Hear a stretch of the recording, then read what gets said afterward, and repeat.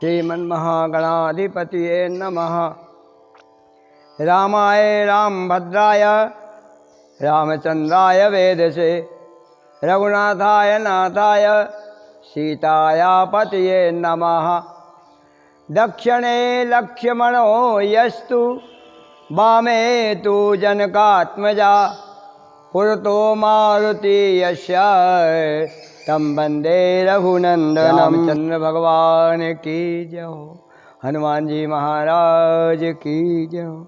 आदरणीय बंधुओं, पिछले भाग में हमने माँ नवदुर्गा मंदिर के समक्ष किष्किंधा कांड पर अपनी बात प्रारंभ की थी। अब हम लंका कांड की चर्चा हनुमत धाम पाटई के राम दरबार के समक्ष वर्णन कर रहे हैं। आइए मूल रामायण के उन प्रसंगों को पढ़कर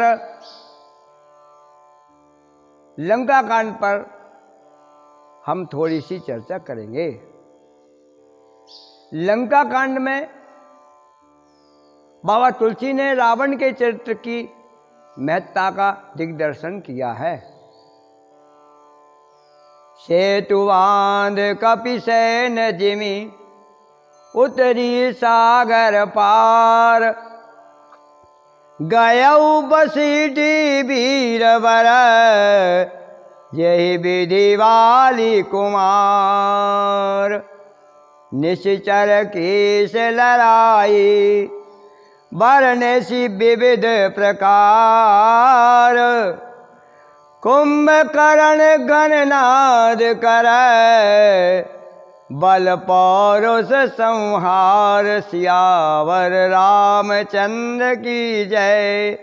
निशिचर निकर मरण विधि नाना रघुपति रावण समर बखाना रावण वध मंदोदरी सोगा राज विभीषण देव अशोका सीता रघुपति मिलन बहोरी सुरन की ने स्तुति कर जोरी पुनि पुष्पक चढ़ी कृपा निकेता पुनि पुष्पक चढ़ी कपिन समेता अवध चले प्रभु कृपा निकेता यही विधि राम नगर निज आए बायस विशद चरित सब गाए। बंधुओं, लंका कांड में बाबा तुलसी ने जो हमें संदेश दिया है संक्षिप्त में आपकी सेवा में प्रस्तुत है। मंदोदरी ने रावण को विश्वरूप का दर्शन कराया, जो गीता में भगवान कृष्ण ने अर्जुन को रूप दिखाया। उसी रूप का प्रदर्शन मंदोदरी के शब्दों में बाबा तुलसी ने लंका कांड में प्रस्तुत किया है। एक दो चौपाई बोलकर उसका वर्णन आपके समक्ष प्रस्तुत है।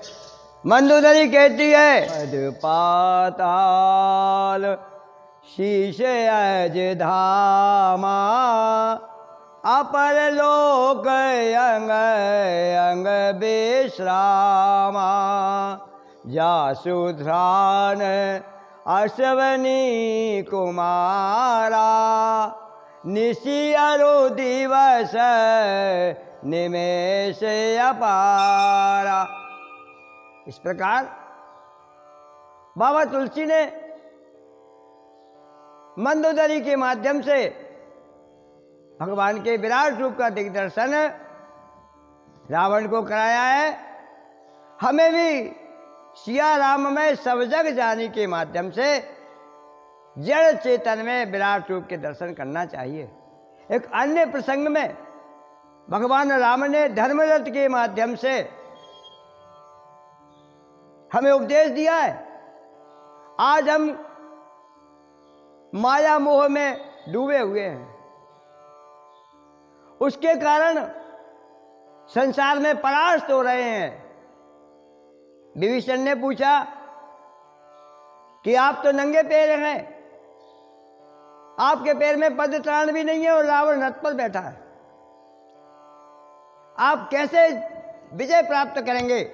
भगवान राम ने कहा, है मित्र सुनो, मेरे पास जो विजय रथ है वो रावण के पास नहीं है, और उस विजय रथ के आधार पर कोई भी प्राणी संसार में किसी पर भी विजय प्राप्त कर सकता है।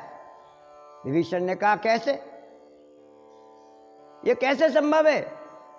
तो राम जी ने कहा, हे मित्र सुनो, सौरज धीरज तेहि रथ चाका, सत्यशील दृढ़ ध्वजा पताका। सौरज धीरज, शौर्य और धैर्य, ये दो रथ के दो पहिए हैं। हमें जीवन में शौर्य बाहर और धैर्य अंदर। आयन काल में भी लिखा है, धीरज धर्म मित्र अरुणारी, इसी को यहाँ दोहराया है। सौरज धीरज तेहि रथ चाका, सत्यशील दृढ़ ध्वजा पताका। सत्य और शील कि जिसके पास मजबूत ध्वजा और पताका है, संसार में उसको कोई नहीं हरा सकता। बल विवेक दम परहित घोरे, क्षमा कृपा समय तारज जोरे।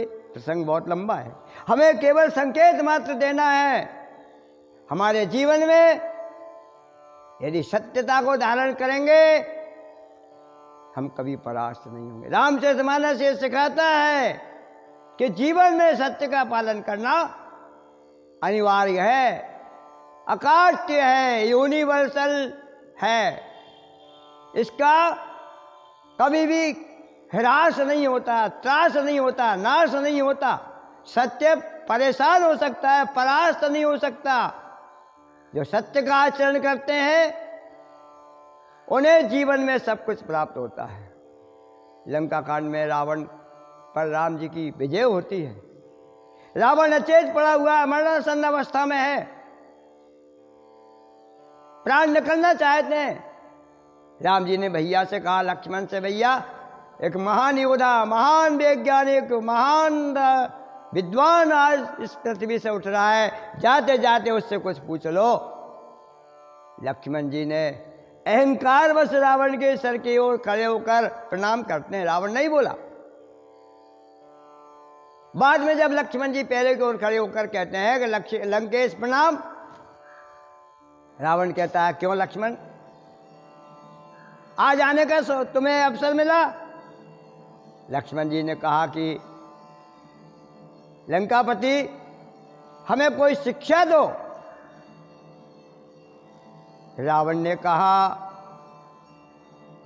कि शेषावतार लक्ष्मण, जीवन में भले कामों को कर ही लेना चाहिए और बुरे कामों को हमेशा छोड़ना चाहिए।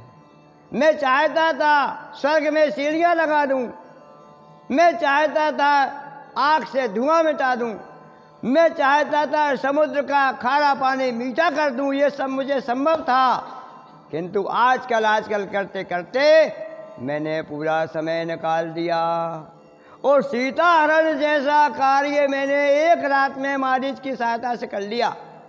इसलिए भले काम को कभी नहीं टालना चाहिए और खोटे काम को हमेशा टालना चाहिए, मेरी पहली और अंतिम शिक्षा है।